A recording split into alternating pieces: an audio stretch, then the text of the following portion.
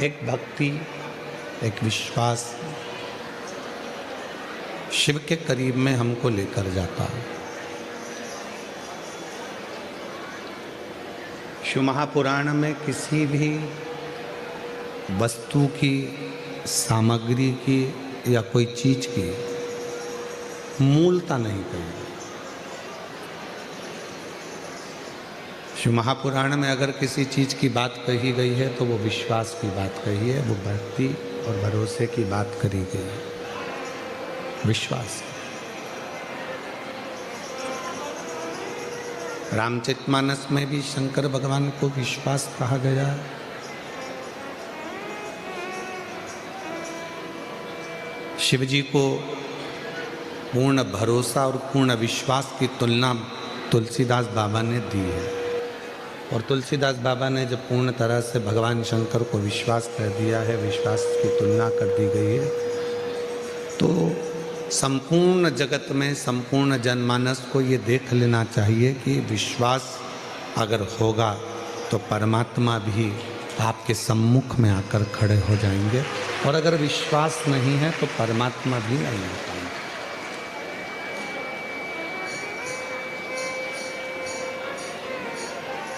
किसके वचन पर, किसकी बात पर आप भरोसा करते हैं, किसके वचन पर आप भरोसा करते हैं,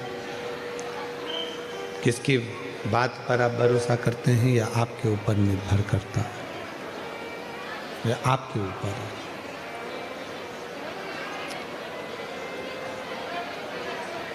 एक व्यक्ति ने प्रवचन में सुन लिया था कि जब कोई गिरता है तो उसको मेरा शिव अपने हाथ में झेलता है। उसने एक प्रवचन में सुना।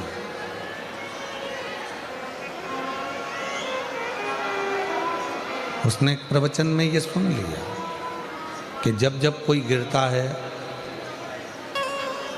तो उसको भगवान भोलेनाथ अपने हाथों में झेलते हैं, अपने हाथों में परमात्मा झेलता है। ये उसने अपनी प्रवचन में, सत्संग में, कथा में सुन लिया।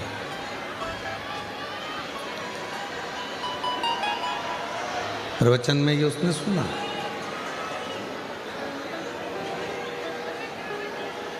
और जब उसने प्रवचन में ये सुना तो उसने ये विचार किया कि अब मैं प्रवचन में तो सुनकर आया हूँ, मैंने प्रवचन में तो ये सुना है कि गिरने पर परमात्मा अपनी गोदी में उसको झेल लेता।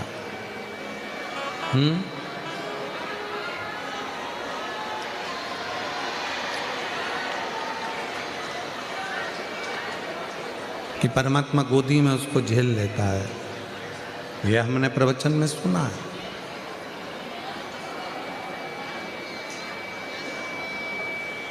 पर गिर के नहीं देखा। और उस व्यक्ति ने अपना विचार करा कि अब एक काम करता हूं कि एक कुएं में मैं गिर कर देखता हूं। पर संत ने ये थोड़ी ना कहा था कि तुम कुएं में गिर कर देखो।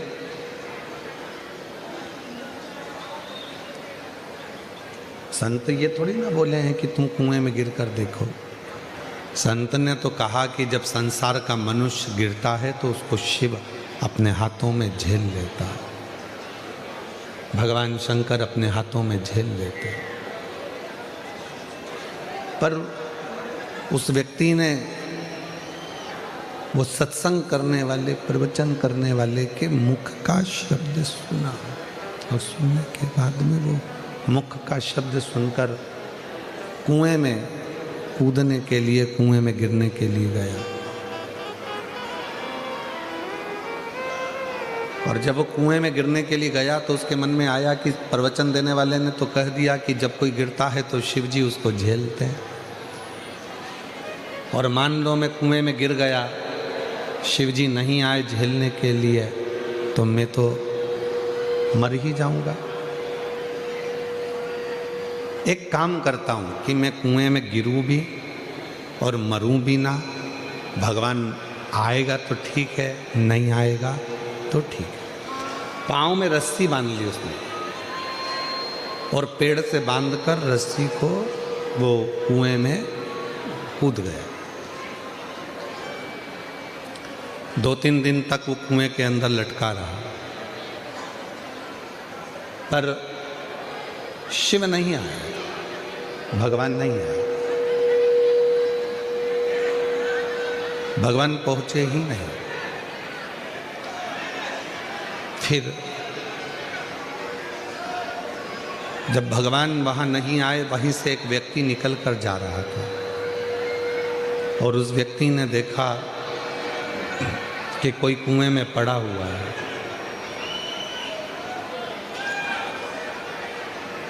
उसने जाकर पूछा, भैया मैं तुमको कुएं से निकाल देता हूं, मैं तुमको कुएं से निकाल देता हूं। तो उसने कहा, नहीं नहीं, मुझे कुएं से मत निकालो। मैंने किसी के प्रवचन में सुना था कि जब कोई व्यक्ति नीचे गिरता है तो उसको शिव अपनी गोदी में झेल लेते हैं। भगवान शंकर उसको अपनी गोदी में झेल लेते हैं। मैंने ये प्रवचन में सुना।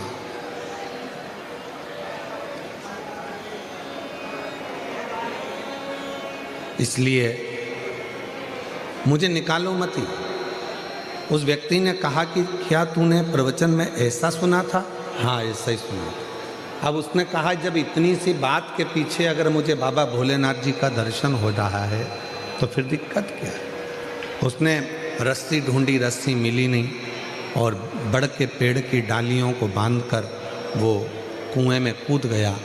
अब रस्सी मजबूत थी पर बड़ के पेड़ की डालियां इतनी मजबूत नहीं थी। बट वृक्ष की डालियां इतनी मजबूत नहीं थी। वो टूटने लगी और टूटने लगी तो वो जमीन जैसे ही टूटकर वो कुएं में गिरने लगा और गिरते ही भगवान भोलेनाथ ने उसको अपने हाथों में झेल लिया, उसको अपनी गोदी में झेल लिया। जो रस्सी से लटका हुआ था, रस्सी से बंधा हुआ लटका हुआ है, और वो व्यक्ति जो रस्सी से 4 दिन से 5 दिन से लटका है, वो कह रहा है कि भोले बाबा मैं तो 4-5 दिन से लटका हुआ हूँ, आप मुझे नहीं झेले। भगवान ने कहा कि तेरे मन में विश्वास नहीं है, भरोसा नहीं है, इसलिए तुझे ईश्वर नहीं झेल सकता। जहाँ भरोसा होता है, जहाँ विश्वास होता है, वहाँ ईश्वर होता है। जहाँ भरोसा या विश्वास नहीं होता, वहाँ ईश्वर भी नहीं होता। मानो तो मैं गंगा माँ हूँ और ना मानो तो बहता। मान लिया वो गंगा जी, ना माना तो बहता हुआ पानी तो है ही, वो बह रहा है, चल रहा।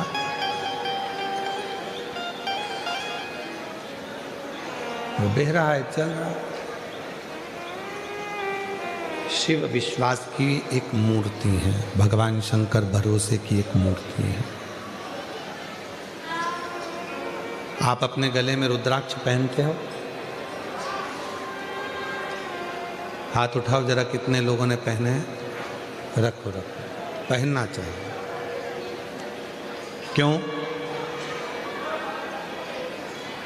किसी पुराण में किसी देवता ने वचन नहीं दिया, किसी देवता ने किसी पुराण में वचन नहीं दिया। केवल एक पुराण है, शिव महापुराण, जिसमें शंकर भगवान पार्वती को वचन दे रहे हैं।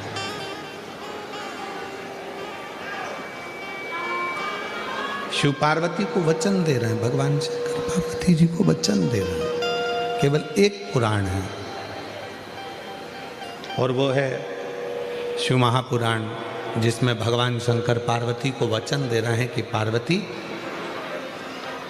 ये मेरे प्रेम का अश्रु है रुद्राक्ष। तूने जब मेरे नेत्रों का स्पर्श किया और उन नेत्रों का स्पर्श करने से जो बिंदु पृथ्वी पर गिरा, उसके गिरने से ये रुद्राक्ष का पौधा उत्पन्न हुआ।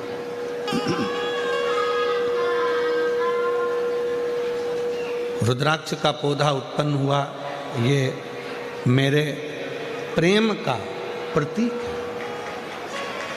और दुनिया के लोग, अगर कोई संसार का मनुष्य मुझे ढूंढना चाहता है तो पार्वती, ये रुद्राक्ष मेरा खुद का एक स्वरूप है। जिसके पास रुद्राक्ष होता है, शिव पुराण में शंकर जी पार्वती को वचन देते हैं, उसके साथ मैं हमेशा हर पल हर घड़ी हर क्षण रहूंगा। ऐसा कोई पल नहीं जाता, ऐसा कोई क्षण नहीं जाता, ऐसी कोई घड़ी नहीं जाती जिस समय पर मैं उससे दूर हो जाऊं। मैं उसके साथ में, उसके हर पल हर घड़ी हर क्षण उसके साथ।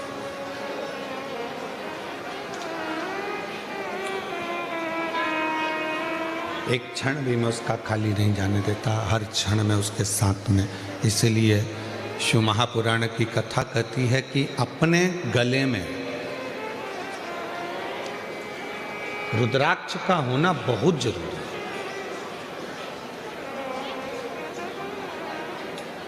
जितने ब्लड प्रेशर वाले होते हैं, जितने शुगर वाले होते हैं, काशी में आईआईटी ने इस पर शोध किया है। रुद्राक्ष पर आईआईटी शोध करी है। बड़े बड़े साइंटिस्ट इस पर शोध करें कि रुद्राक्ष के फल में, रुद्राक्ष में एक ऊर्जा, एक तत्व अलग से होता है जो तन पर आने के बाद हमारे ब्लड प्रेशर को और हमारी शुगर का लेवल बराबर कर देता है।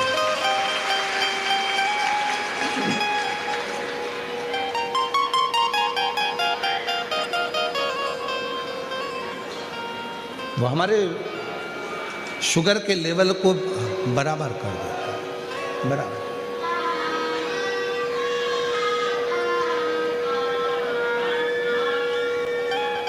वो साधारण नहीं है। जैसे बेलपत्र का वृक्ष साधारण नहीं होता, दुनिया में कोई वृक्ष ऐसा नहीं है जिसका फल सूखने के बाद वापिस हरा भरा हो जाए।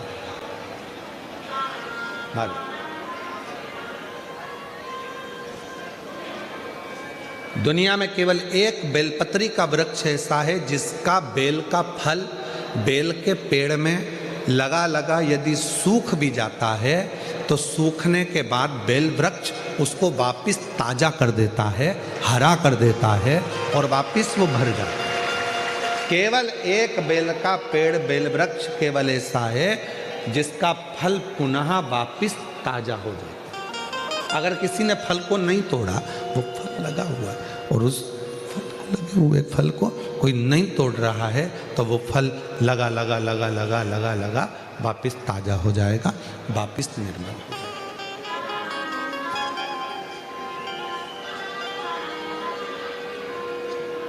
रुद्राक्ष के 4 स्वरूप हैं, सफेद, लाल, पीला और श्याम।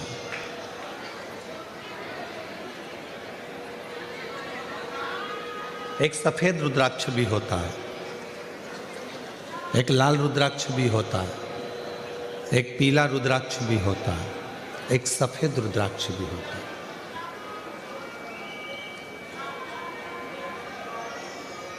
बाबा जी, एक कमल रुद्राक्ष भी होता है, एक शालिग्राम रुद्राक्ष भी होता है। वो शालिग्राम की आकृति का होता है। एक कमल रुद्राक्ष होता है, वो कमल की तरह खिला होता है, उसके अंदर भी रुद्राक्ष होता है और पत्तियां उसकी निकली होती है। बाबा जी, और जितने रुद्राक्ष होते हैं, 1 मुखी से लेकर 14 मुखी तक शिव पुराण में वर्णन है और 1 मुखी से 21 मुखी तक स्कंद पुराण में वर्णन है। स्कंद पुराण में सारे रुद्राक्षों में, मान लो 1 मुखी रुद्राक्ष आपको मिल गया, बाबा की कृपा है। अगर असली मिल गया तो ये शिव कृपा है, शंकर की करुणा, शिव की दया।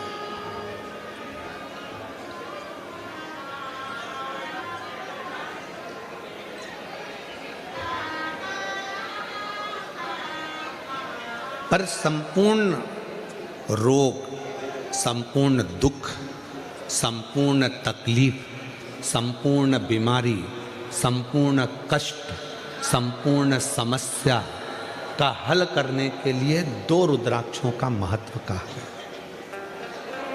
बहुत सालों के बाद ये बात निकली है व्यासपीठ से।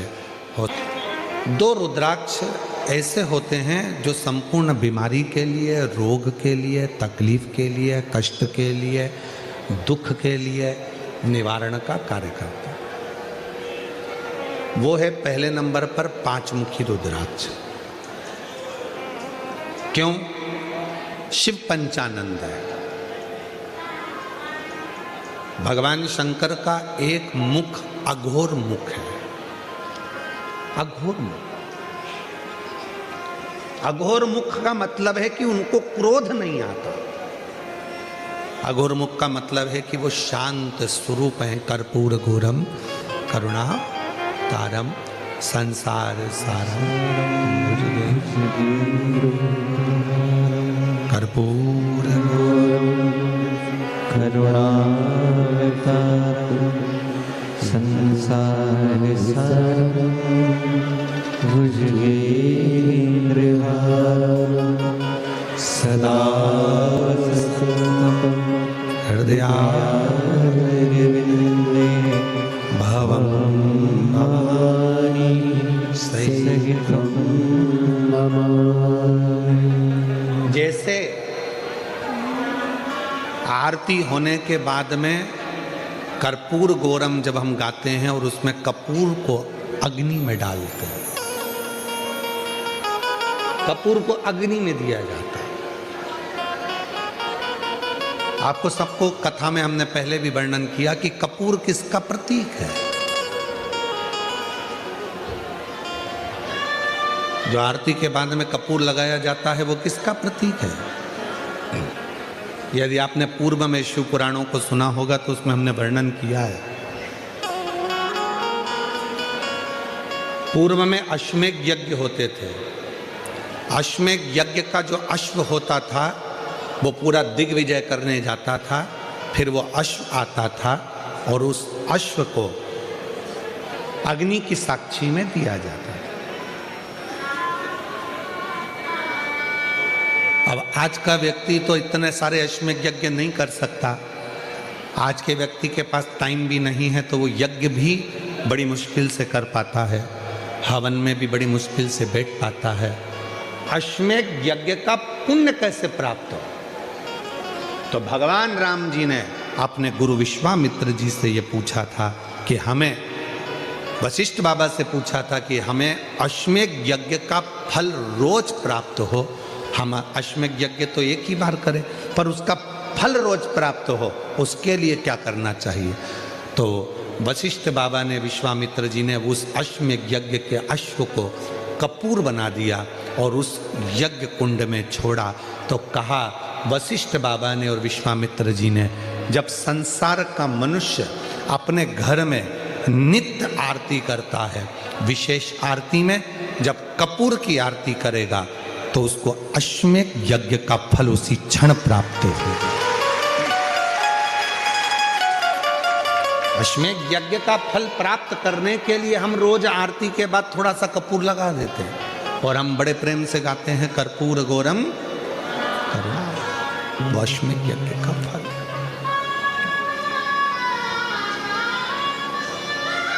हमारे सनातन धर्म में जितनी भी चीजें होती हैं कोई साधारण नहीं है।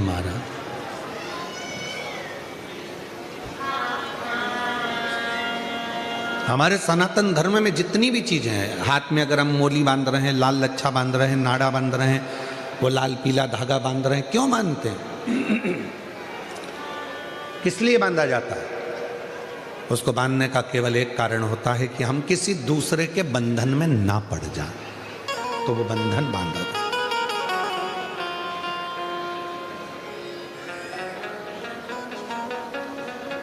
हमारे सनातन धर्म में माताएं तिलक लगाती हैं, बिंदी लगाती हैं, मांग भरती हैं। ब्रह्मांड के मध्य बिंदु में एक सूर्य रेखा होती है। सूर्य रेखा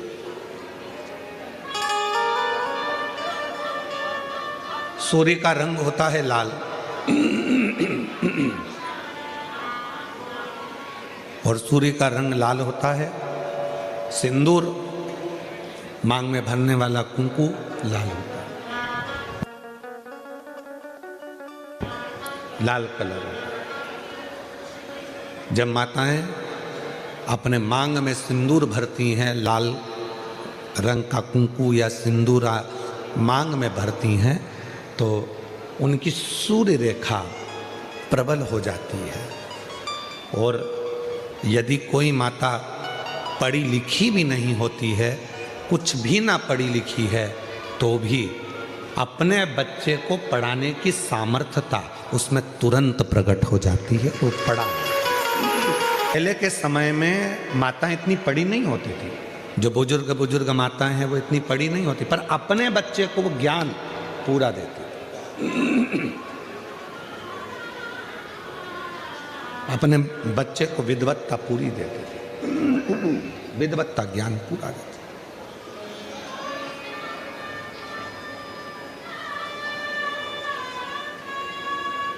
जितने भी सनातन धर्म के ये कार्य हैं, हाथ में मौली बांधना, मस्तक पर तिलक लगाना, मांग भर लेना, मंगल सूत्र धारण कर लेना, शादी के समय पर मंगल सूत्र गले में पहनाया जाता है। क्यों पहनाते हैं मंगल सूत्र?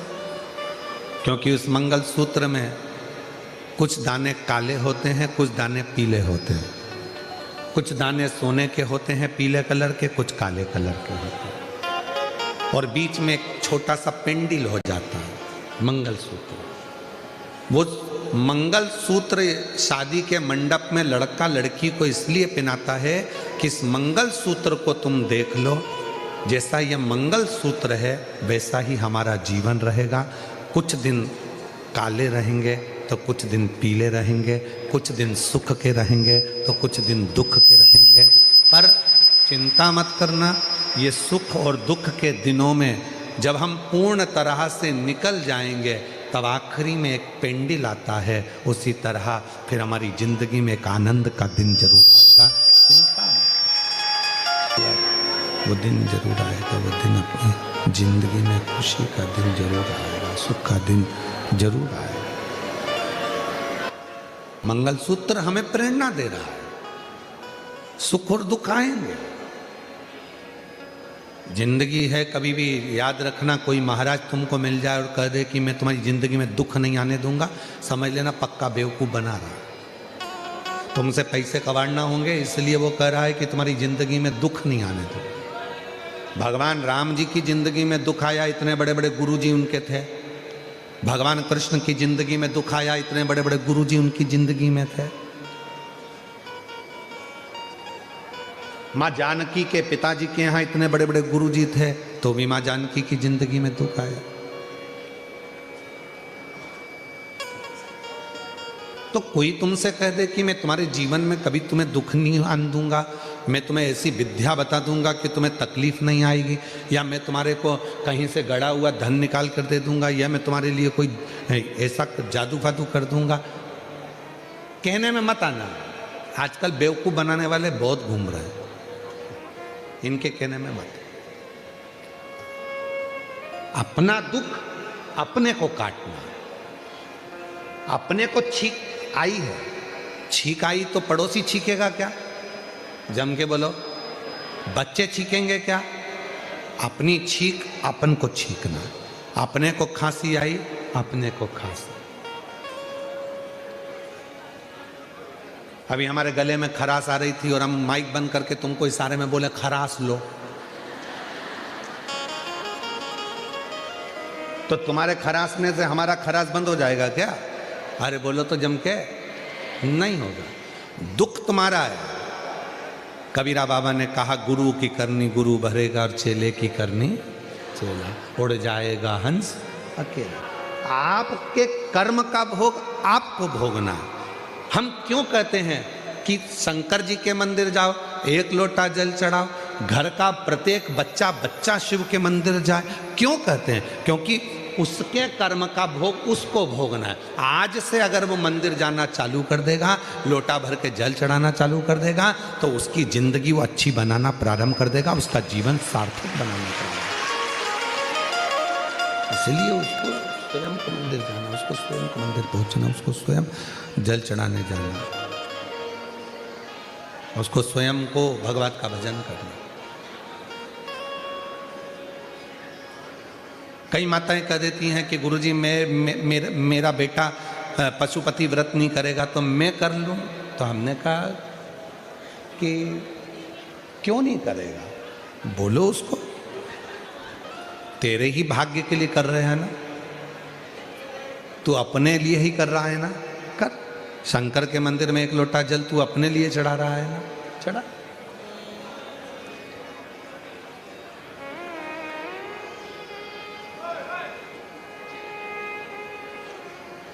टच स्क्रीन मोबाइल चल सकता है,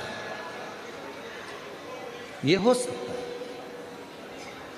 पर टच पुण्य नहीं हो सकता। पाप भी तुम्हारा है और पुण्य भी तुम्हारा।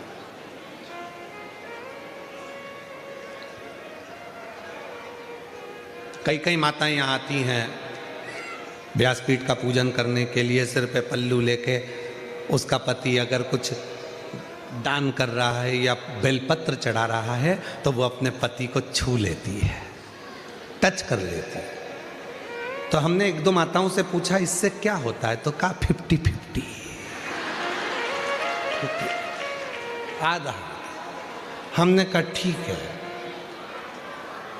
अगर ये 50-50 हो सकता है तो अब किसी की यहां शादी में जाना, एक थाली भोजन लेना, पत्नी से कहना तू टच करके रख, मैं खाता हूं।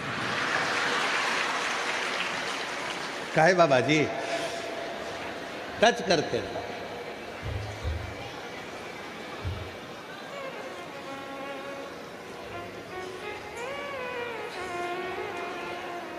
समोसा तुम खाओगे और पत्नी से कहो टच कर ले, स्वाद आया ना।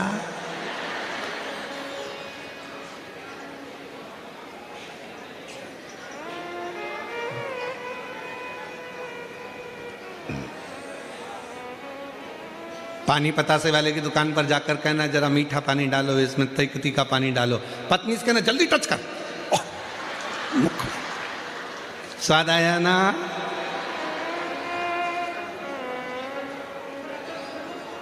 पति खाएगा तो पति को स्वाद आएगा और पत्नी खाएगी तो पत्नी को। फिर ये सिस्टम कौन ने लगा दिया? ये सिस्टम लेकर कौन आया कि टच कर लो? यहां टच करने पे लोगों को जूते पड़ जाते हैं, और ये टच का सिस्टम ठीक नहीं है। कोरोना बीमारी इसी से फैली थी, तुम्हारे टच से। इस बीमारी से जरा संभल के रहना, ये वो बीमारी है, ये कहीं ना कहीं तुम्हें डुबो देगी। तुम सोचो कि मैं व्रत करूंगी उनको मिल जाएगा, वो करेंगे उनको मिल जाएगा, वो करेंगे उनको मिल जाएंगे। सारी समस्या का हल सबको चढ़ाना। बच्चे हैं, जाओ स्कूल से, स्कूल जाने के पहले एक लोटा जल लेकर जाओ, जाओ जाओ। तो टच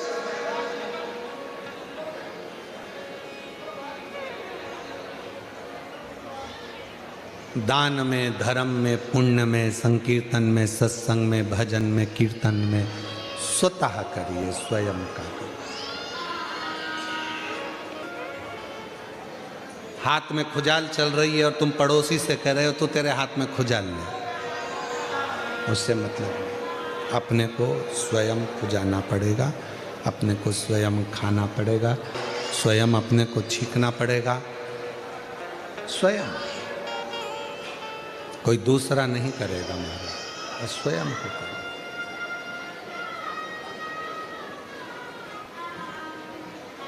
दूसरा नहीं करेगा, अपने को स्वयं करना है, स्वयं।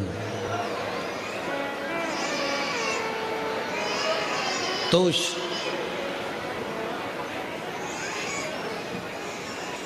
दो रुद्राक्ष, एक मुखी से 14 मुखी के बीच में, एक मुखी से 21 मुखी के बीच में, 1 से 14 के बीच में, 1 से 21 के बीच में दो रुद्राक्ष हैं।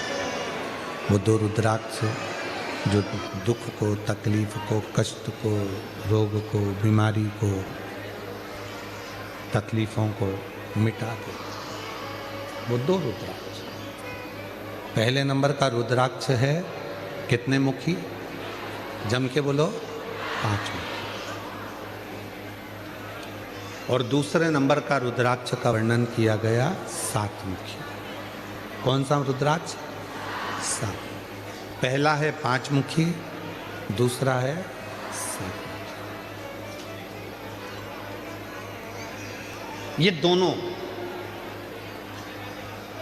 भगवान पंचमुखी जो रुद्राक्ष है उसमें से एक शिवजी का मुख है अघोर मुख। अघोर मुख।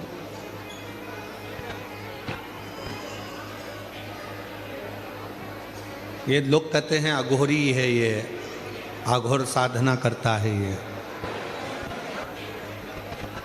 ये अघोरी है। अघोरी का मतलब, अघोर का मतलब होता है कि किसी को कष्ट ना दे।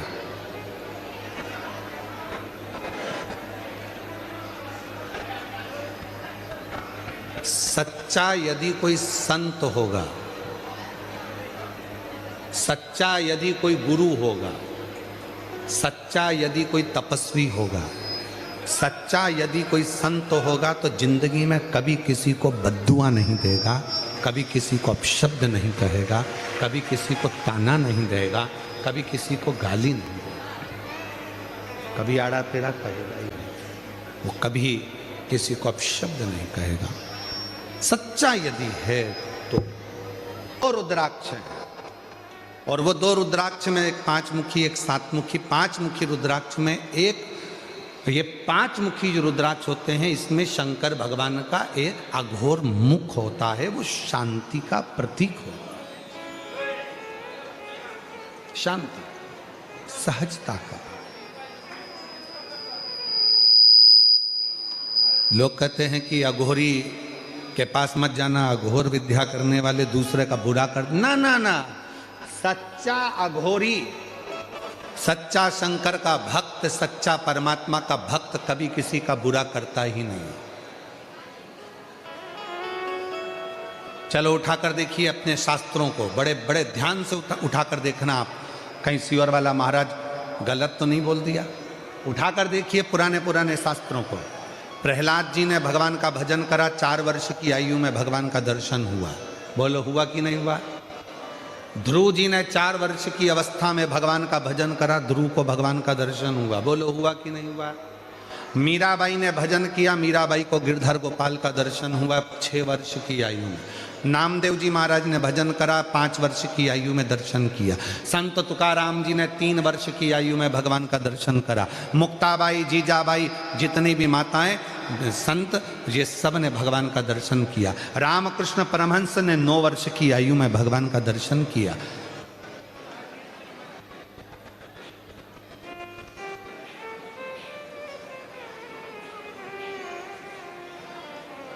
भगवत भजन। और पुराने पुराने फिर ऋषियों को निकाला जाए, जिनको गुस्सा आ जाता था और 2 मिनट में श्राप दे देते थे, वो तपस्या करते रहते थे, पर भगवान उनके सामने प्रकट ही नहीं हो पाए। कारण क्या था? पुण्य तो इकट्ठा करते थे, तपस्या के बल पर वो अपने पुण्य एकत्रित कर लेते थे, पर गुस्से में आकर श्राप दे देते थे। श्राप दिया, पुण्य समाप्त, पुण्य समाप्त, तो परमात्मा का दर्शन नहीं हो पाता। हमने पुण्य किसके लिए इकट्ठा करा? अपने लिए। और अगर हम उसको अपशब्द कहकर, गाली देकर, आड़ा टेढ़ा बोलकर, बद्दुआ देकर, किसी को श्राप देकर अपने पुण्य को अगर हम समाप्त कर लेते हैं तो परमात्मा कभी नहीं मिलता। कई लोग कह देते हैं हमने इतना भजन करा है, हमें परमात्मा लेने आएगा। मैंने इतना भजन करा है, मुझे भगवान लेने के लिए आएगा। मैंने इतना तप करा है, मुझे परमात्मा दर्शन देने के लिए नहीं आ सकता, कभी भी नहीं आ सकता। यदि आपके मुख से आपने किसी को बद्दुआ दी है, आप शब्द कहा है, ताना दिया है, आड़ा टेढ़ा बोला है, तो मेरा परमात्मा, मेरी देवी कभी तुम्हारे सामने प्रकट नहीं हो सकती, तुम्हारे सामने आ ही नहीं सकती। ना तुम्हें दर्शन देगी, ना तुम्हें मुक्ति देगी। अब शब्द बोला गए। विक्रम बेताल की कथा किस किसने देखी टीवी पर? हाथ उठाइए।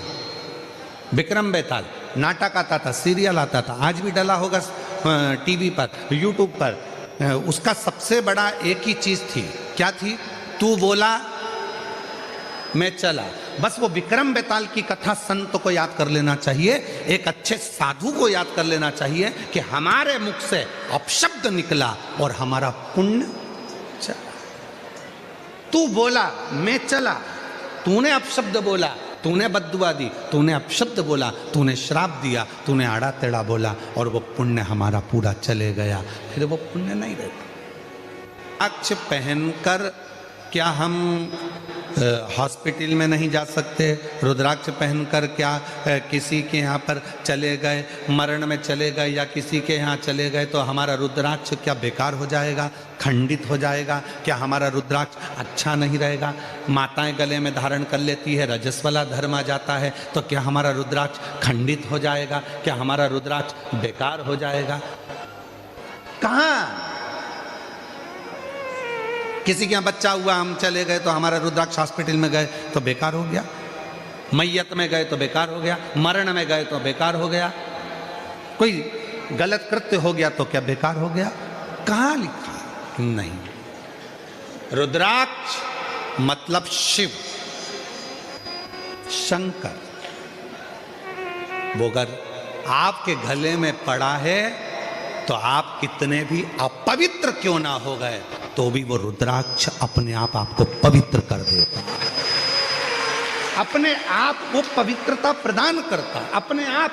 माताएं कहती है हम रुद्राक्ष पहनेंगे हमारे साथ में ये प्रॉब्लम हो जाएगी, हमारे साथ वो, अरे रुद्राक्ष धारण करा मतलब वो पवित्रता प्रदान करेगा, पवित्रता देगा। कई कहता है हम शमशान में पहन कर जाएंगे हमारा रुद्राक्ष बेकार हो गया ना। तुलसी की माला और रुद्राक्ष की माला कभी जिंदगी में अशुद्ध नहीं होती, वो शुद्ध की शुद्ध बनी रहती है, वो पवित्र की पवित्र बनी रहती है, उसमें शुद्धता रहती है, उसकी अपवित्रता कभी वो अपवित्र नहीं होती, उसमें पवित्रता वो शुद्ध नहीं होती।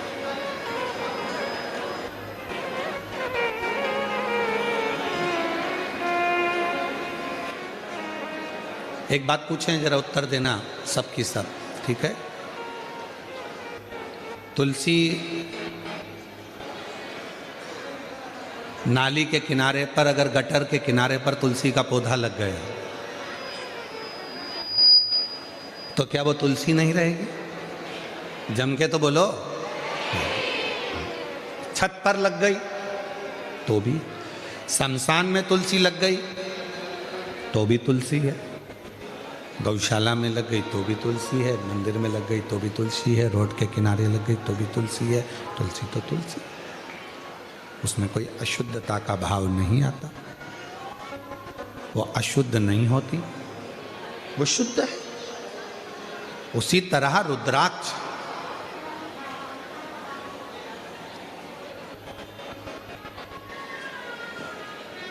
गलत जगह चले गए, कोई गलत खाने पीने वालों के साथ में बैठ गए, कोई गलत व्यक्ति का संग मिल गया तो क्या रुद्राक्ष हमारा शुद्ध हो गया? नहीं। रुद्राक्ष की शुद्धता वो अपने आप में पवित्रता है और पवित्र रहता है, उसमें शुद्धता का भाव नहीं आता, वो शुद्ध है, शुद्ध रहेगा और शुद्धता का कार्य ही वो करेगा। शुद्धता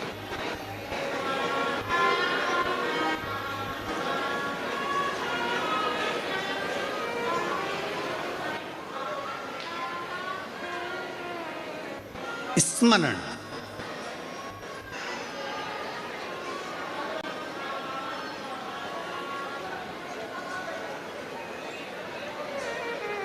शिव शक्ति एक है।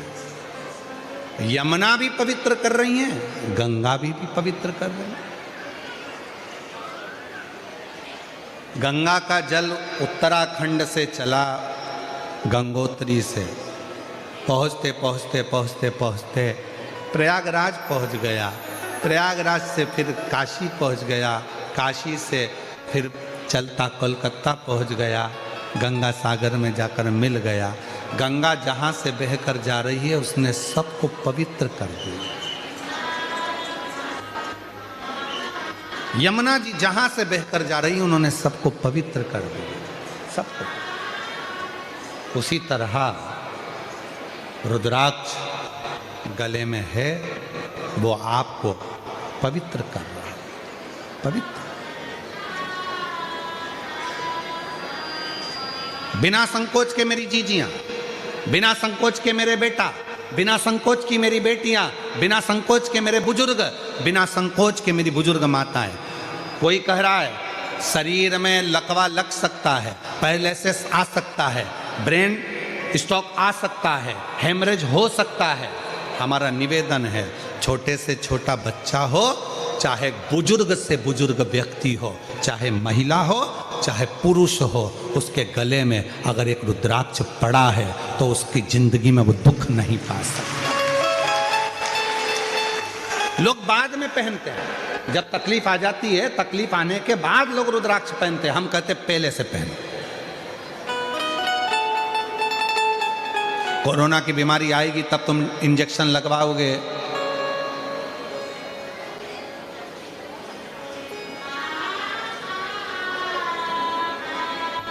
वो बात दूसरी है।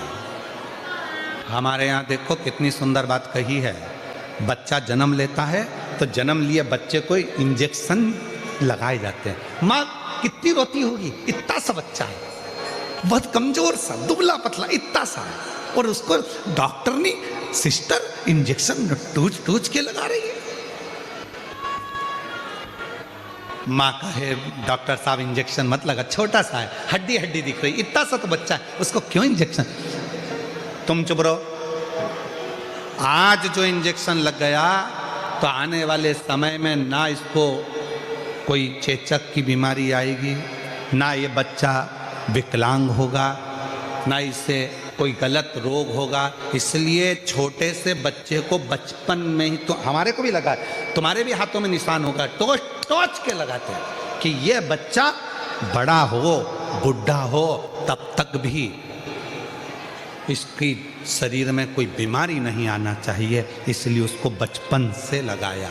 आपसे निवेदन है, बीमारी का इंतजार मत करो कि बीमारी आएगी तब हम रुद्राक्ष पहनेंगे। सीहोर जाओ, रुद्राक्ष ले आओ, गले में धारण करो और अपनी जिंदगी को श्रेष्ठ बनाने का प्रयास करो। सीहोर का रुद्राक्ष केवल सीहोर में ही मिलता है। सीहोर का रुद्राक्ष कभी बाजार में बिकने के लिए नहीं आता। सीहोर का रुद्राक्ष कभी मार्केट में नहीं बिकता। सीहोर का रुद्राक्ष सीहोर में निःशुल्क मिलता है।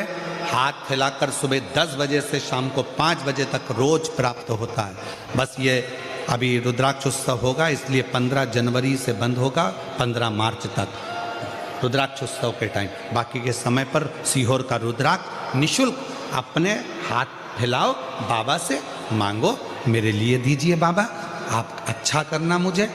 कहीं सीहोर का रुद्राक्ष किसी मार्केट में बिकने के लिए नहीं जाता, कोरियर नहीं करा जाता, ना सीहोर से बाहर भेजा जाता है।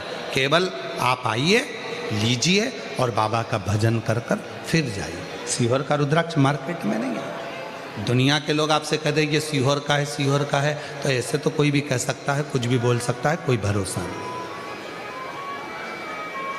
रुद्राक्ष सिद्ध है, वो हमारे शरीर को पवित्र करता है। फिर किसी ने कहा कि रुद्राक्ष को हम सिद्ध कैसे करें। हमने तो सुना है किसी के मुख से कि रुद्राक्ष को ऐसा करना पड़ता है, रुद्राक्ष को इतना गलाना पड़ता है, रुद्राक्ष का ऐसा अभिषेक करना पड़ता है, रुद्राक्ष को ऐसे अभिषेक करना पड़ता है।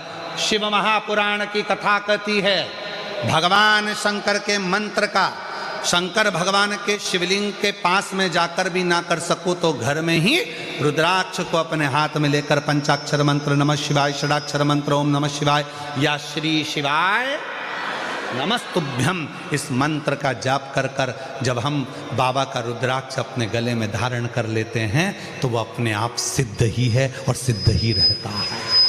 फिर उसकी कोई गणना नहीं, उसको फिर आप नहीं नकार सकते।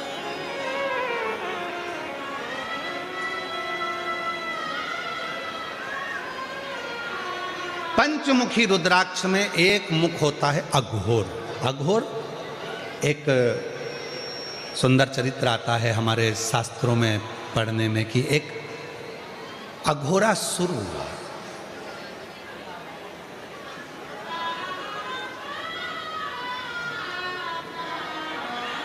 उसने ब्रह्मा जी का बहुत तप किया,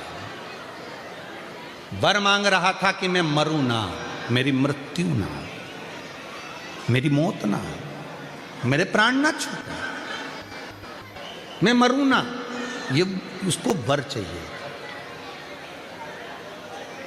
पर शिवपुराण तो कहती है बादाम खाओगे तो भी मरोगे और नहीं खाओगे बोलो तो भी मरोगे। 50 लाख की गाड़ी में घूमोगे तो भी मरोगे और साइकिल पे घूमोगे तो भी मरोगे। बंगले में रहोगे तो भी मरोगे और झोपड़े में रहोगे तो भी मरोगे। खाओगे रोटी तो भी मरोगे, नहीं खाओगे तो भी मरोगे। मरना तो सबको है, बस कथा सुनोगे तो भी मरोगे, नहीं सुनोगे तो भी मरोगे। तो आप लोगों के मन में प्रश्न आ जाएगा फिर हम काय को सुने जब मरना ही है तो उसका एक कारण है। बिल्ली अपने मुख से चूहे को पकड़ती है, जिंदा छोड़ देती है क्या? जम के बोलो नहीं। और बिल्ली अपने मुख से अपने बच्चे को पकड़कर 7 घर लेकर जाती है, मार डालती है क्या? नहीं।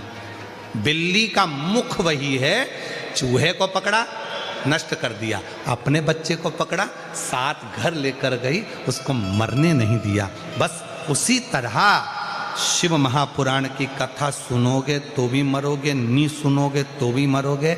नी सुनी तो चूहे के बच्चे जैसे मसल ले जाओगे और सुन ली तो बिल्ली के बच्चे जैसे पार उतर जाना तो है, प्राण तो छूटना है, बच लो। तो मृत्यु तो निश्चित है, मरना निश्चित है, प्राण तो जाना है, उसको कोई छोड़ नहीं सकता। इसलिए मेरी जीजियों से निवेदन है, मेरे जीजाओं से भी निवेदन है, अपने घर में अलमारी में जितनी अच्छी अच्छी साड़ियां हो सब पहनो, जितने अच्छे कपड़े अपने घर में रखें सब रोज पहनो। संभाल संभाल के मत रखो, इसको दिवाली पे पहनूंगी, दिवाली पे पहनूंगी, और दिवाली से पहले निपट गई तो कोई भरोसा? खूब अच्छी है। आज से घर जाना और अपने पास में जो अच्छी अच्छी साड़ियां रोज निकाल के पहनो। अब वो बोले कहीं जाना ही नहीं है तो क्यों पहनो? अब कोई नहीं देखे, वो तो देखे, बस पहनना है तो पहन। कोई तुमको कितना भी टोके, बताओ इतनी सज धज के कहाँ जा रही है, और अच्छे सजो, खजूर वाली चोटी बना, बिन बिन के अच्छी।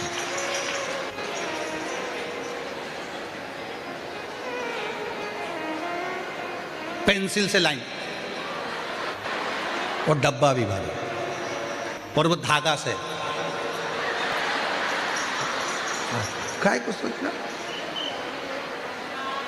और कोई तुमसे कहते बुढ़ापे में ऐसी सज धज के कहां जा रही है, बुढ़ा तेरा बाप, ओल्ड इज गोल्ड। मुझसे कह रही है कि मैं बुढ़ी? हट।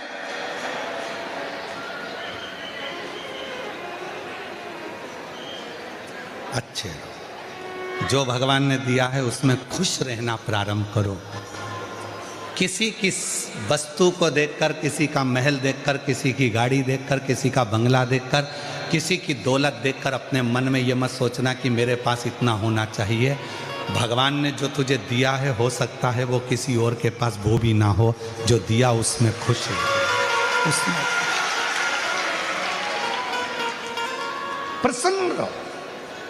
रो रो कर क्या जिंदगी, जरा सा कुछ हो गया रोने बैठ गया, जरा सा कुछ हो गया रोने बैठ गया, ना ना ना ना, बहुत जोरदार। कोई तुमसे पूछे क्यों, कैसी हो, भले कितना भी कर जाओ, कितना भी दुख हो, कितनी भी तकलीफ हो, और कोई पूछे क्यों तू मंदिर में एक लोटा जल लेकर जाती है, हमने तो सुना तेरे यहाँ इतना कट जाए, हमने तो सुना तेरे यहाँ बहुओं की लड़ाई हो जाती है, हमने तो सुना तेरे बच्चों की लड़ाई चल रही है, हमने तो सुना तेरे रिश्तेदार की लड़ाई चल रही है। तो कह देना आग लगे बस्ती में, हम रहे मस्ती में, हमें कोई मतलब नहीं है, हम तो शंकर जी के शंकर जी हमारे, हमें क्या करना उससे, हमें कौन सा मतलब उससे।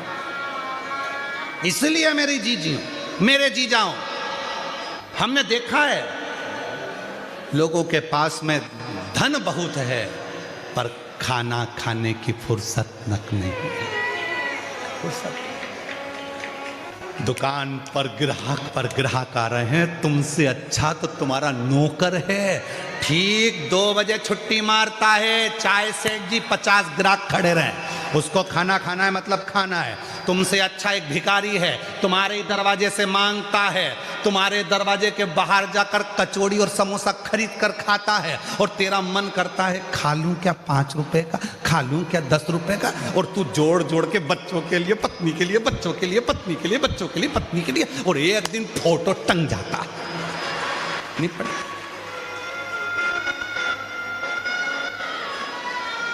फोटो टंग गया दीवार पर, और उस पे प्लास्टिक के फूल की माला, वो भी हवा में हिल रही। घर की बहुएं सिर पे पल्लू लेके कह रही अम्मा खुश हो रही है, अम्मा खुश नहीं हो रही है, अम्मा कह रही है हम भी जोड़ जोड़ के मर गए, तू भी मर जाएगी, मेरे बाजू में टंग जाएगी, इसलिए जो घर में साड़ी है सब पहन ले, सब पहन। धरा पे धरा।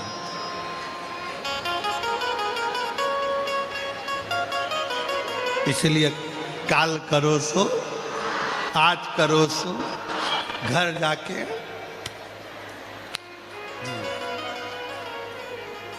अब नहीं हम किसी की सुने, हम तो अपनी मस्ती में, अपनी अलमस्ती में, शिव के भजन में, संकीर्तन में, कुछ भी दुख हो तो इस चेहरे पर प्रसन्नता रखकर श्री शिवाय नमस्ते हम कहते हुए अपनी जिंदगी को जीते हैं, कहते।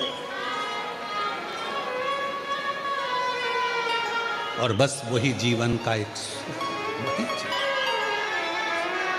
तो रुद्राक्ष एक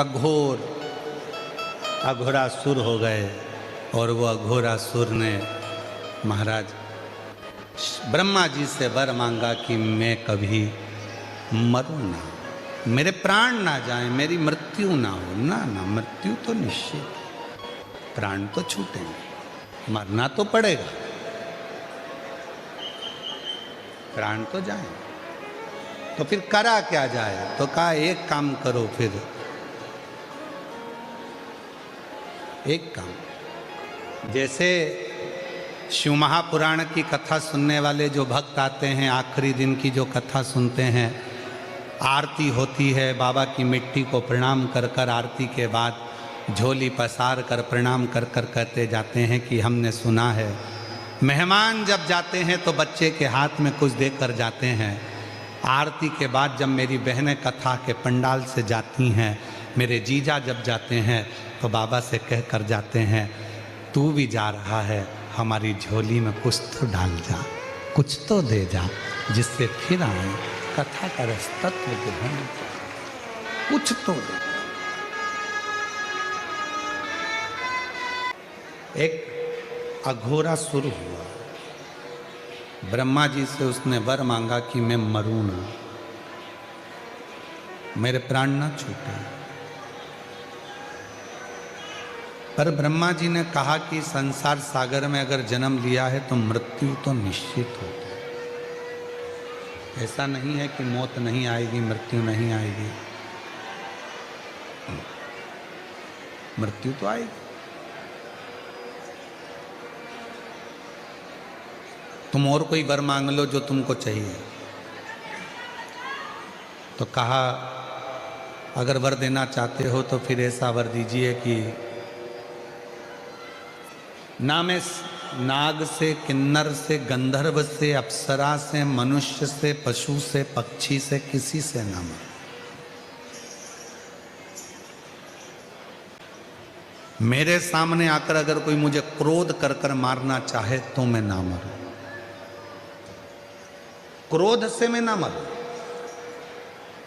हाँ, यदि कोई सरलता के भाव में मुझे मारेगा तो मैं मरने को तैयार। ब्रह्मा जी ने कहा तथास्तु, ठीक है, हम तुम्हें वर देते हैं कि ऐसा ही हो। ऐसा ही हो। वर प्राप्त हो गया। अघोरासुर ने उत्पात मचाना प्रारंभ कर दिया।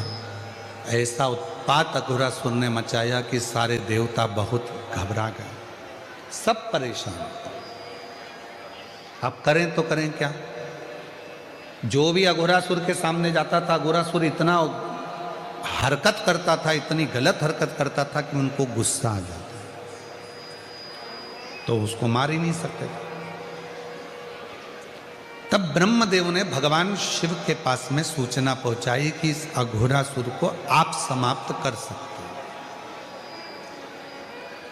केवल आप हैं जो इसको समाप्त कर सकते। ठीक है, पर शिवजी ने कहा कि मेरा तो एक नाम रुद्र है, मुझे गुस्सा भी आता है, क्रोध भी आता है, और आप कह रहे हो कि मैं समाप्त करूं। तो कहा आपका एक अंश स्वरूप श्री हनुमान जी महाराज भी तो हैं, और पवन तनय संकट हरण मंगलम मूरति राम लखन सीता सहित हृदय बसहु। बोल हनुमान जी महाराज की। शिव जी आपका एक स्वरूप हनुमान जी का है, और हनुमान स्वरूप वो स्वरूप है जिसमें हनुमान जी भीतर की नम्रता को दर्शाते, क्रोध नहीं करते।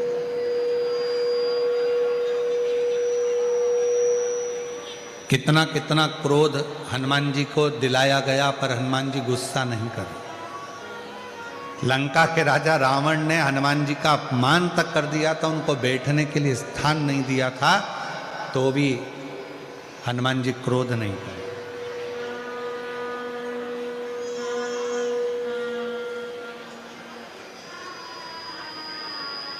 कोई स्थान नहीं मिला तो भी उनको गुस्सा नहीं आया। मेरी जीजियों, मेरे जीजाओं, मेरी बेटियों, बेटाओं, मेरे बुजुर्ग माँ बाप, याद रखना, कथा के पंडाल में आप कथा सुनने के लिए आए हो, मालूम पड़ा आपको आगे जगह नहीं मिली, बैठने की जगह नहीं मिली, इतनी भीड़ में आपके ऊपर किसी ने ध्यान नहीं दिया, या आपको कोई स्थान नहीं मिल पाया, आप इसका बेर किसी से ना रखें कि इन्होंने मुझे नहीं बिठाया, इन्होंने ऐसा नहीं करा, उन्होंने ऐसा नहीं। विचार मन से निकाल, शीतलता अपने भीतर रखें। हनुमान जी को तो स्थान नहीं दिया था बैठने के लिए, तो भी हनुमान जी महाराज क्रोध नहीं करे, शांति शांति, कोई गुस्सा नहीं।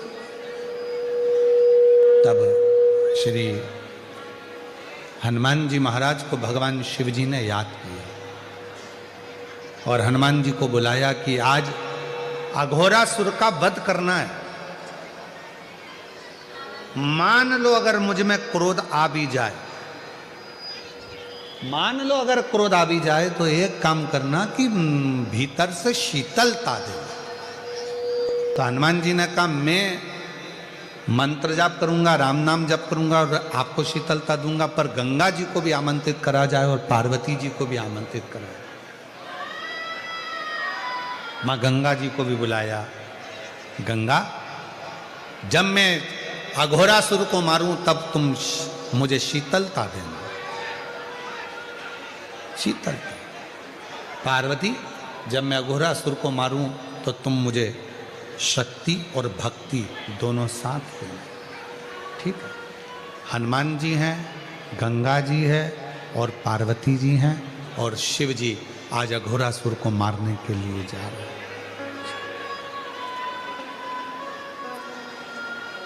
और वल्लभ विठ्ठल गिरधारी माँ यमुना जी की बलिहारी।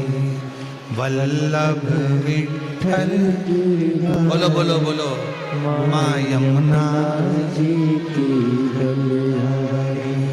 भोले शंकर त्रिपुरारी माँ गंगा जी की बलिहारी। भोले शंकर त्रिपुरारी माँ गंगा जी की बलिहारी। हे भोले शंकर त्रिपुरारी माँ गंगा जी की बलिहारी।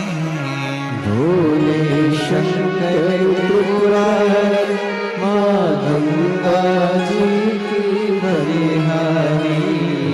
वल्लभ विठ्ठल गिरधारी श्री यमुना जी की बलिहारी।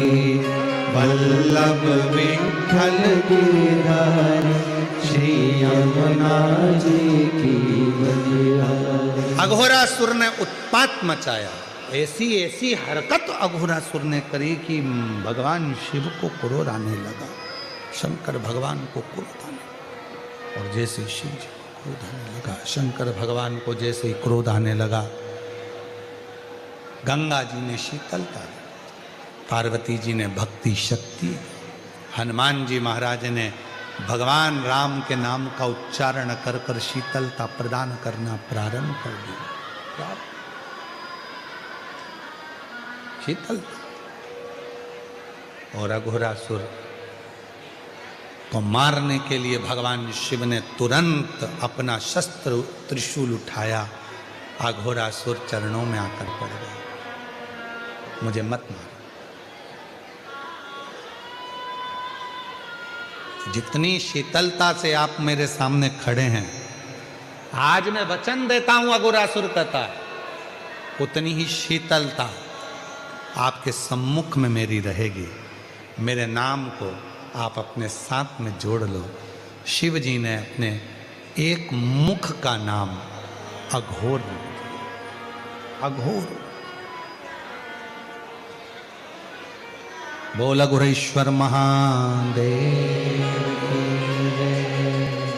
अघोरेश्वर महादेव। तो यहाँ जो रुद्राक्ष की महत्वता चल रही है, 5 मुखी रुद्राक्ष में जो 5 मुख होते हैं उसमें से एक मुख अघोर का होता है। इसीलिए शिव महापुराण में आप लोग स्मरण करें हैं ये रुद्राक्ष की महत्वता। आप जब भी सीहोर का रुद्राक्ष आपको मिलता है, कोई 5 मुखी मिलता है, कोई 7 मुखी मिलता है, कोई 4 मुखी मिलता है, वो अघोर शीतलता देता है, शांति देता है। और यहां तक शिव पुराण कहती है, शिव महापुराण यहां तक कह रही है, अगर मान लो किसी के शरीर में ब्लॉकेज आ गए हैं और डॉक्टर ने कहा है कि इनका बाईपास कराना है या इनका हार्ट कम काम कर रहा है, आप डॉक्टर का इलाज करवाते रहें, टेबलेट खाते रहें, दवाइयाँ खाते रहें, जांचें कराते रहें, मना नहीं है, क्योंकि डॉक्टर भी शिव का एक रूप होते हैं, उनके कहे अनुसार करें। पर साथ में एक काम और चालू कर दे। मान लो कल बाईपास होना है, कल ऑपरेशन होना है, आज से ही एक बेलपत्री शिव जी पे चढ़ाएं और बेलपत्री की डंडी, चाहे आप कहाँ खड़े हैं, बस जहाँ आप खड़े हैं, बेलपत्री की जो डंडी है उस डंडी का मुख अपनी ओर रखना और अघोरेश्वर महादेव के नाम से 5 बार जल उस बेलपत्री पर शिवलिंग पर चढ़ाएं, कटोरी में उस जल को झेल कर ले आएं और अघोरेश्वर महादेव का नाम लेकर उस जल को जिसका बाईपास हो रहा है, हार्ट काम नहीं कर रहा, उसको थोड़ा थोड़ा 5 बार पिला दें और दूसरे दिन फिर डॉक्टर को बोलें कि एक बार जांच करो, बाबा चाहेगा तो उसका हार्ट काम करना प्रारंभ कर दे। अघोरेश्वर महादेव।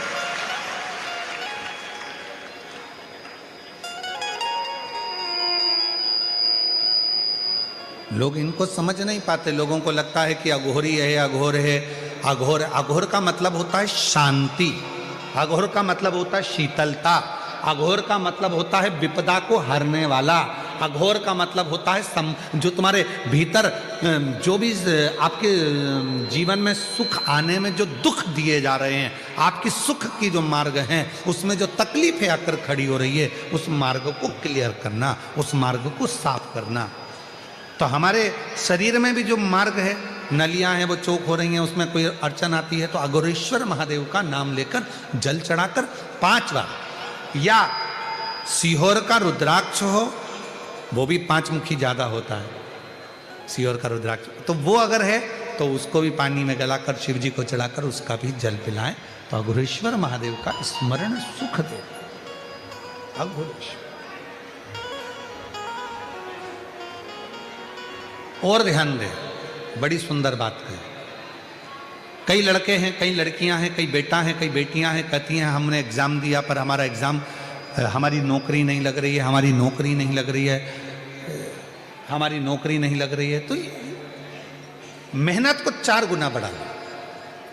अभी तक जितनी पढ़ाई करते थे उसको 4 गुना बढ़ा, अभी तक जितना परिश्रम करते थे उसको 4 गुना बढ़ा, और फिर एग्जाम के लिए बैठो। तो मेरा निवेदन है,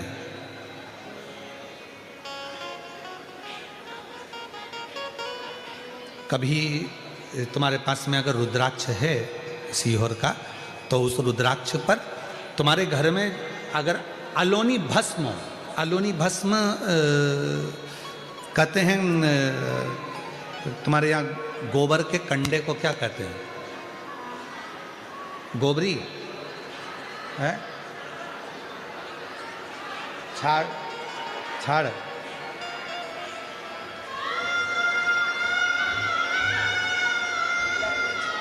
छाना, तो गुजरात में उसको छाना बोलते हैं, और महाराष्ट्र में गोबरी कहते हैं, हमारे उधर कंडा कहते हैं। ठीक है, तो जो वो गाय का गोबर होता है तो वो उसको हाथ से थपा हुआ नहीं, गाय ने गोबर किया, नीचे गिरा, सूखा हुआ गोबर का कंडा जो होता है उसको जलाकर भस्म बनाकर कपड़े से छानकर उसको डब्बी में रख लेते हैं। जब ऐसा लग रहा है कि मेरा ये काम हो ही नहीं रहा, अटक ही अटक रहा है, तो सोमवार की अष्टमी जब पढ़े तो वो थोड़ी सी जो भस्म है वो उस रुद्राक्ष पर 5 मुखी पर अघोरेश्वर महादेव का नाम लेकर चढ़ा दी जाए, और उसी भस्म को खाकर, उसी भस्म का तिलक लगाकर यदि कार्य के लिए जाया जाए तो वो कार्य सफल होता ही है, उसमें अड़चन आ ही नहीं सकती, उस कार्य में कभी अड़चन नहीं आ सकती, क्योंकि अघोरेश्वर महादेव का उसमें नाम है, अघोर, अघोरेश्वर। तो 2 रुद्राक्ष दुख को, तकलीफ को, बीमारी को, कष्ट को, अड़चन को समाप्त करते हैं। उसमें 5 मुखी, 5 मुखी में भी इसलिए मूल है क्योंकि उसमें अघोर भगवान शिव का एक मुख जुड़ा हो, अघोरेश्वर। और दूसरा है 7 मुखी रुद्राक्ष। फिर 4 मुखी का भी वर्णन आता है, इस रुद्राक्षों का स्मरण किया जाए।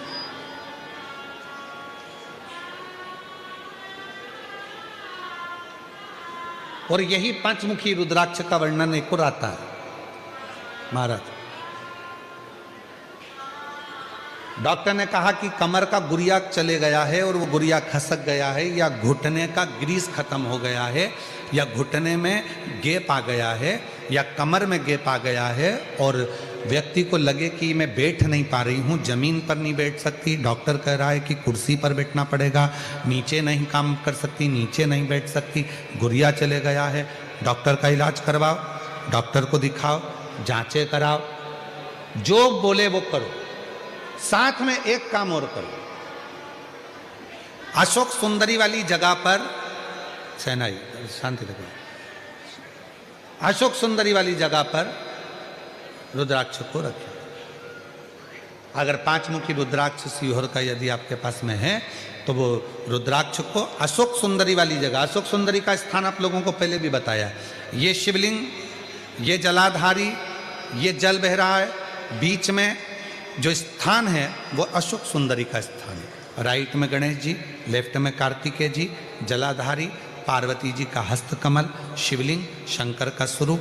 शिवलिंग के ऊपर जो जल गिरता है ऊपर से, जया, विषहरा, शामरीबारी, दौतली, देव, शंकर जी की 5 लड़कियां जल गिराती। बीच में अशोक सुंदरी का स्थान, अशोक सुंदरी। अशोक सुंदरी वाले स्थान पर रुद्राक्ष को रखकर 5 दुर्वा अघोरेश्वर महादेव का नाम लेकर प्रदोष की प्रदोष समर्पित करें। उन 5 दुर्वा को लेकर आ जाएं और 5 समय ऐसा निकाल लें सुबह से लेकर शाम तक के बीच में कि मुझे इन 5 दुर्वा को एक एक कर धीरे धीरे चबा चबा कर खाना है। उसको खाना प्रारंभ कर लें। रुद्राक्ष अपने जो बांधते हो गले में रखें या अपने पास में रखें और उस 5 दुर्वा को 5 प्रदोष कर लीजिए। और उसके बाद आपकी कमर में जो गैप है या दर्द है या नीचे नहीं बैठ सकते हो, धीरे धीरे धीरे धीरे उसमें आराम लगना प्रारंभ हो जाएगा। वो गुड़िया जो है अपनी जगह पर बैठे। अघोरेश्वर महादेव का नाम ले, अघोरेश्वर।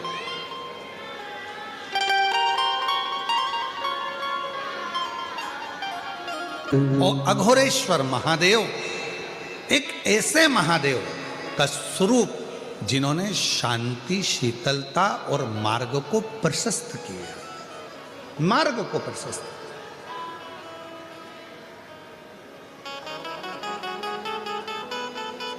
लक्ष्य तक भेजने वाले, मंजिल तक पहुंचाने वाले। और ये जो अघोरेश्वर महादेव का नाम लेकर जल चढ़ाकर या बेलपत्र, कई माताएं कह देती हैं हमारे बच्चे की धड़कन नहीं आई, उसका सिर नहीं बना, पाँव नहीं बना, हाथ नहीं बना, उसके पेट में डॉक्टर ने बताया है कि ये बच्चा तो ऐसा रहेगा, विकलांग रहेगा, मानसिक बुद्धि कमजोर रहेगी, ऐसा हो गया, वैसा हो गया, श्वास नहीं आ रही है।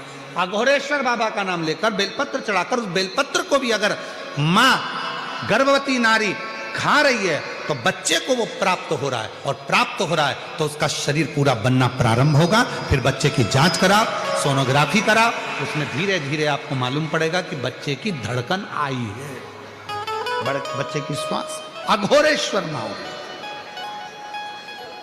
फिर से बोलो, कौन से महादेव हैं? अघोरेश्वर। शिव जी के एक मुख को अघोर कहा गया, एक मुख अघोर। और शिव कथा कर रही है, भगवान शंकर का पवित्र चरित्र कह रहा है, शिव महापुराण कह रही है। 2 रुद्राक्षों का स्मरण किया गया जो सुख देने वाले, आनंद देने वाले, अविरल भक्ति देने वाले, राहों को मंजिल तक भेजने वाले।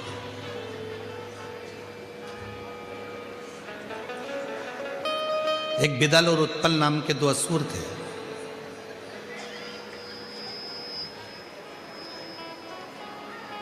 माता पार्वती ने उनको कुंदुक का प्रहार कर कर मारा था और शिवजी का नाम कुंदकेश्वर महादेव। जब दवाई हमें लॉक ना करती हैं, दवाई हमको खाने के बाद भी असर नहीं करती है, तो कुंदकेश्वर महादेव का स्मरण किया जाए। शिव का एक स्वरूप है कुंदकेश्वर महादेव, शंकर भगवान का एक स्वरूप है कुंदकेश्वर, शिव का एक प्रतिबिंब है। फिर आगे वर्णन आया है तारकासुर का, जिस तारकासुर ने शंकर भगवान को हृदय से स्नेह किया, जो शिव के लिए, भगवान शंकर के लिए ही अपनी मृत्यु को मांग लेता। ब्रह्मा जी ने तो पूछा था तारकासुर मांग तुझे क्या चाहिए, तो तारकासुर ने कहा था मैं मरूं ना, मरना तो पड़ेगा, तो मुझे वर दीजिए, अगर मेरे प्राण छूटे तो शंकर भगवान के पुत्र के द्वारा मेरे प्राण छूटे, शंकर भगवान का बेटा मुझे मारे। क्यों? क्योंकि तारकासुर को मालूम था शंकर जी अखंड तप समाधि में लग गए हैं, अखंड तप समाधि में लीन हो गए हैं, तो अखंड तप समाधि में अगर लीन हो गए हैं तो फिर शिव उठेंगे नहीं। और मैंने इनको स्नेह किया है, ये मेरे इष्ट देव हैं, इनका विवाह होना जरूरी है, इनकी शादी होना जरूरी है। तो मन में भाव आया कि इनका विवाह हो। ये भाव लेकर वर मांग लिया कि शंकर भगवान के पुत्र के द्वारा मेरे प्राण छूटे, मुझे ये वर दे दीजिए।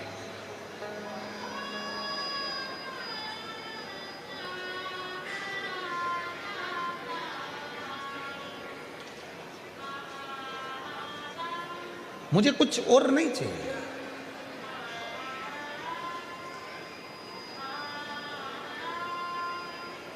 तारकासुर ने जब भगवान षडानंद कार्तिकेय का दर्शन किया था तो तारकासुर के हृदय में भाव आ गया था। तारकासुर के हृदय में यह भाव आ गया था कि मेरे शिव का दर्शन मैं आज कर रहा हूं, शंकर का दर्शन।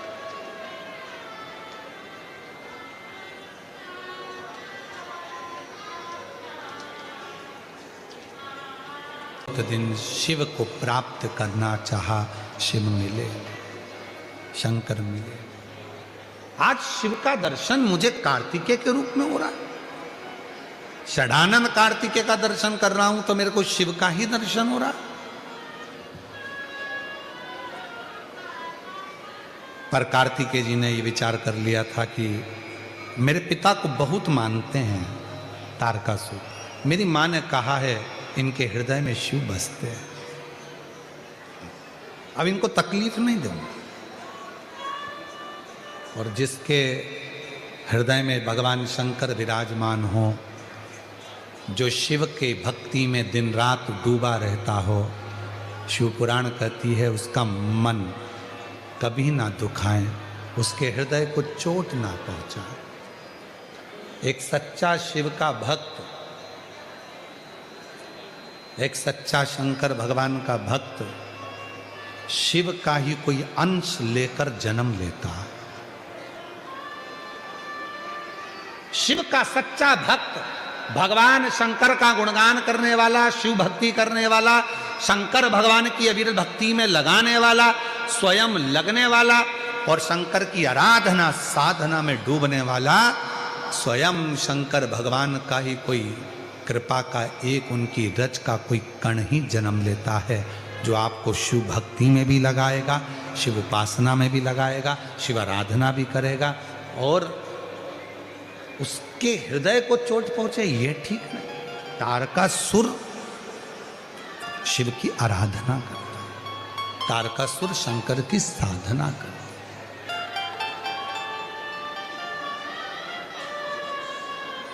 सीहोर समय आया, तारकासुर के प्राणों को षडानंद कार्तिकेय जी ने हर लिया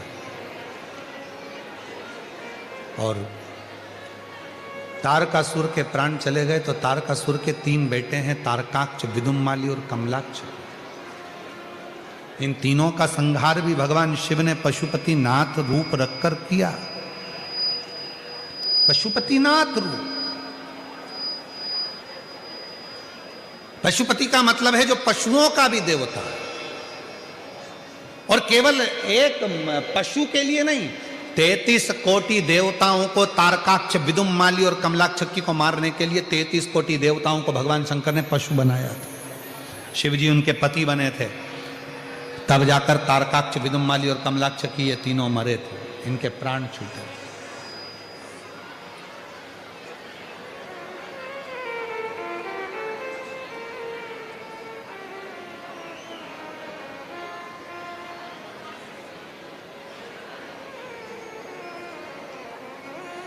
केदारनाथ जी कौन कौन गया है? हाथ उठाओ जो केदारनाथ गए। गए हो केदारनाथ जी? देखिए वहां के घोड़े को देखा है, खच्चर को, गधे को? अरे बोलो तो जम के, बैठे भी होगे तुम लोग तो।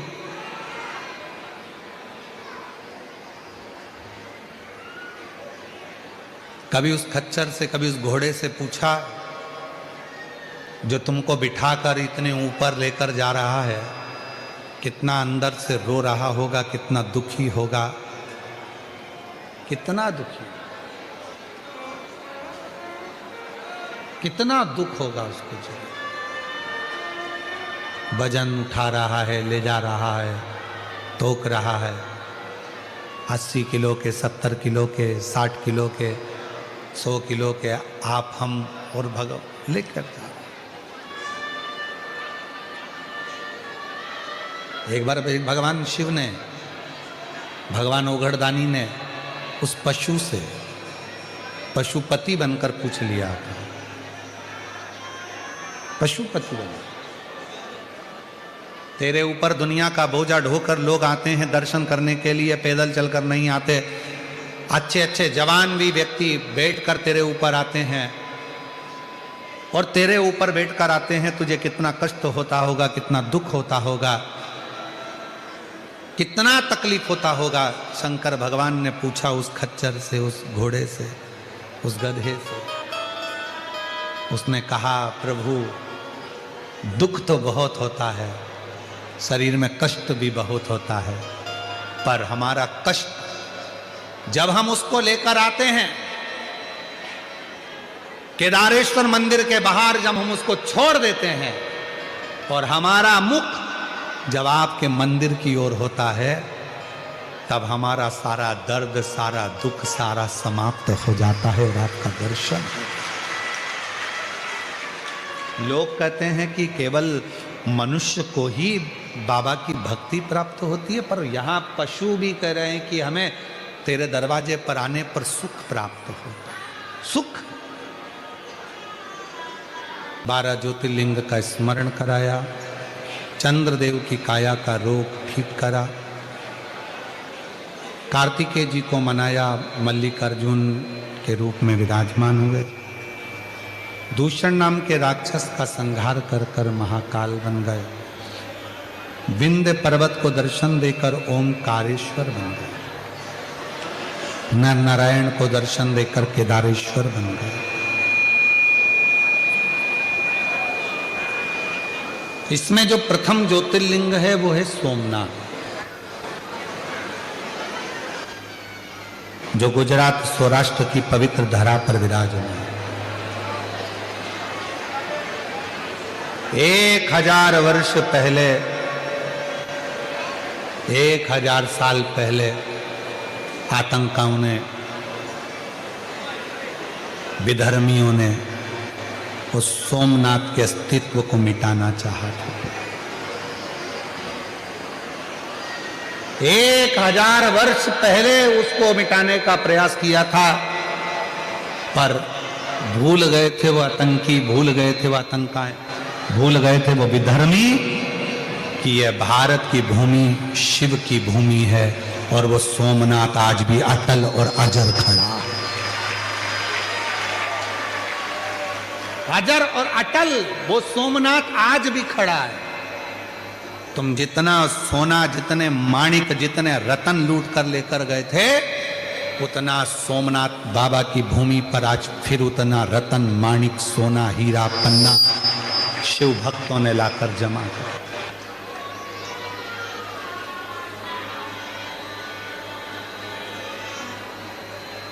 वो सोमनाथ,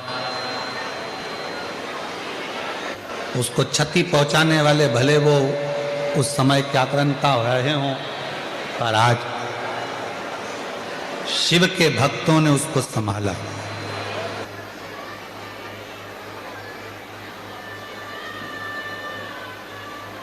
सौराष्ट्र शासन ने, गुजरात सरकार ने उसको संभाला।